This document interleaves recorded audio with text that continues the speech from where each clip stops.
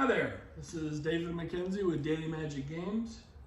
I'm here to review the production proof for Siege of Valeria, a solo game by Glenn Flaherty with illustrations by the Mico.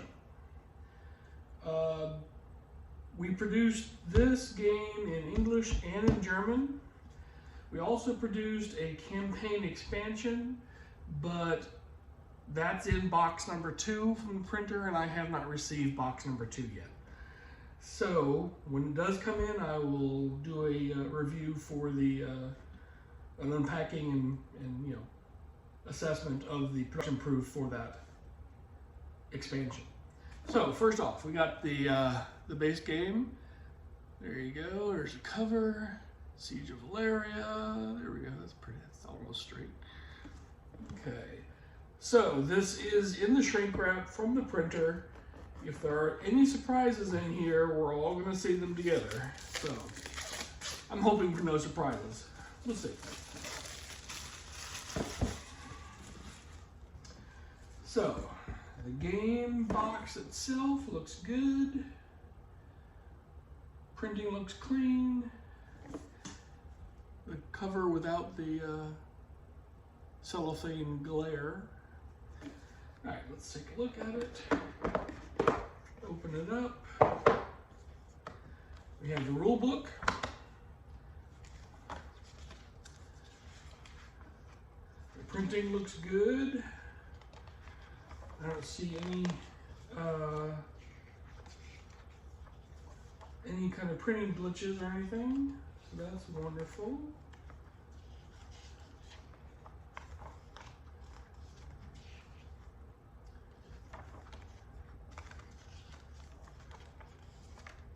Okay, yeah. On the back we have all the beta testers and alpha testers and people who made this game as good as it is. So there you go. Inside we've got tokens and dice and square cards and rectangular cards and a playboard. So let's push this off to the side and see what we got here. Game board will lay flat in front of you, and then you will build your campaign area out here, your siege area rather. This deck is the, trying to find the tab there. There it is. This is all the champion cards. Champions are people who will help you. When you get them, you put them on your fortress wall, and they will help you do special abilities against the cards that you'll be battling against. So those are all the champions. Quick look through there, they all look like they're good. The printing looks good. There is text and iconography on the cards, so the German version obviously will have German where the English is. So those look good. We'll set those over here. Excuse me. This is the reference card. It tells you the steps of the game, the steps you go through, and how to play the game. Yeah, pretty quick and easy. Over here we have the event cards, and you'll get one of these every round. The game is 7 rounds long. You get one of these every round. Sometimes they're good, like Lucky Shot. You get to kill something. Sometimes they're bad. Battle Lust. All the cards get extra powers. So there's lots of these in there, so you have a different game every time you play. This deck is all of the troop cards and siege engine cards.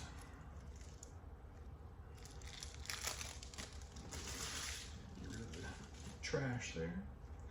Okay, so you've got true cards, which have this gang of unsavory types on the back. And you've got the Siege Engine cards, which have pictures of all the different machines of war. So there are, I believe, 9 different siege engines in this deck. 3, 4, 5, 6, 7, 8, 9. Yes, and there's 2 of each. So you're going to shuffle those up and pull. They'll come out at random. So you have a different game each time. The cards look to be cleanly printed. They're in English and iconography. This stuff along the edge here is the range. So depending on where this card is in your siege battlefield, your siege area will be a deck that it's gonna look odd right now because I haven't shuffled these, but it's gonna be 5 cards across and 5 cards high when you start the game out. And the top row will all be siege engines. So you're going to have like this. And as you go through the game, you're going to be attacking these cards.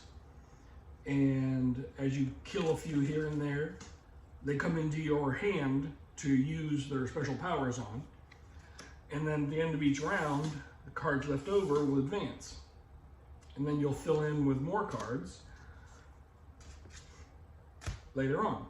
So the siege engines, as they get closer, they have different strengths that you have to pay to kill them.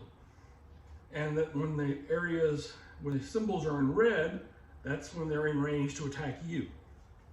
So you'll have to go through the rules and figure out all the details, of course, but that's the basics, the elevator pitch as it was. Okay, in here we have the dice. Love dice. So if you'll notice, these dice, the blue dice are the magic dice, and they have little magic icons as their pips. And these dice are the strength dice, and they have little shields as their pips.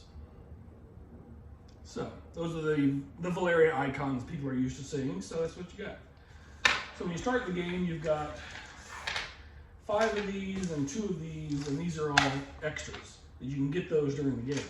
So you're going to roll these dice. And that's a pretty bad roll because they're all low numbers. Low numbers are okay, but you've got to use a lot of them sometimes to do the battles. So like if you're going to attack this rune witch here, it says you got to have a 2 magic and 2 strength to attack this. So I would have to use either all 4 of these to get that, because that's all 1s, or I could use a 3 and 2 1s. I could overpay. That's an option. If I had rolled better, no, that's still not good enough. Okay, let's do that. Magic, like in Valeria, can be used to augment other things. So this requires 2 magic and 2 strength. So if I pay the 1 strength and 2 magic, and I've got 2 extra magic that I can apply to the strength. So I've got 1 strength, and 2 magic, and an extra one that I couldn't spend. You cannot just play the 4 magic by itself because you've got to have at least 1 of each of these icons. So that's how you do it that one. And then once you defeat that card, it comes into your hand and you get to use the power. This particular power is I can play this card to re-roll any number of unused dice. So this would have been a really good card to have with my other roll because it was so bad. I could just play this card by discarding it, from my hand. And then I can re-roll dice and I get a much better roll this time. So that's how that works. And each card, each troop card has a different power. The Gargan Priest, I can block the effect of a siege engine. So let's see, who I got? Oh, this is a nice one here. This siege engine, the Flaming Rain. Can you see that? Yeah, close. There we go. Anyway, the Flaming Rain, it will be in range to attack you in row 5 and row 3 and row 1. Row 1 is called the Vanguard. So if this card is in a place to attack me, I could spend the Gargan Priest card from my hand to block that, so it would not attack me that round. So every card has a different function. When you set the game up, you're going to have the 20 troop cards and the 5 siege engines. Then you're going to have a stack of leftover troop cards and a stack of leftover siege engines. To win the game, you've got to kill all the siege engines. There's 13 in a game. You've got to kill them all. There's 18 in the deck, so you're going to have a little bit of variety each game. If you can kill them all within 7 game rounds, then you win. If you don't, if you end your 7 rounds and there's still siege engines out there in the battlefield, you lose. Or if the siege engine makes it all the way to the top at the end of that 7th round, or to the bottom rather, to the Vanguard, then right in front of your fortress, then you lose. There's lots of different ways to lose. Only one way to win, and that's defeating all the siege engines. So, and then there are also tokens. Come on up. There you go. So we got the standard tokens, strength and magic. There are certain cards, event cards and other siege engine cards, that will have an effect that will require the use of tokens. You may have something that says all of the magic cards on the front row get an extra strength. So each of these cards that has a magic symbol on it on the top there, you put an extra strength on there, and then it costs more. In this case, it would cost 4 strength and 2 magic to kill this guy. So it just makes them stronger. And magic is the same way.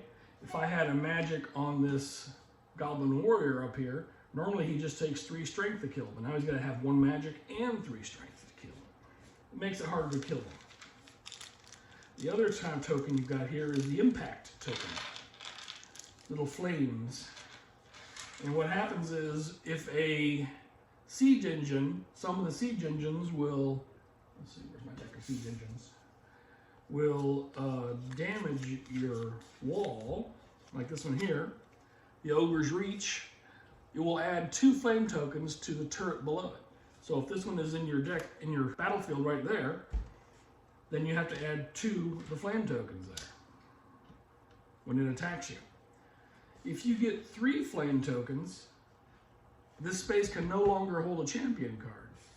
And if you get 4 flame tokens, you lose the game. So you want to be careful to watch how those walls are being damaged. So that's it. The components all look like they're printed and produced correctly. I don't have any problem with any of this. So it's all approved.